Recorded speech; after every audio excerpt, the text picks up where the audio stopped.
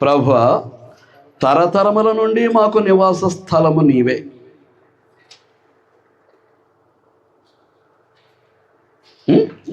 తరతరముల నుండి మాకు నివాస స్థలము నీవే. పర్వతముల పుట్టక మునుపు, భూమిని లోకమును నీవు పుట్టింపక మునుపు, యుగ యుగములు నీవే దేవుడు. నీవు తప్ప వేరొక దేవుడు లేడు. నీవు దేవుడవు కాదు. నీవు దేవుడవు కాదు, నీవే. ఆ వే అనేటటువంటిది ఏం చేస్తుంది అని అంటే, ఇట్ విల్ కన్ఫర్మ్డ్, స్థిరపరుస్తూ ఉంది. ఈయనే నా ప్రియ కుమారుడు అంటాడు మత్తయి సువార్త 3:17 ఎవరిని ఉద్దేశించి?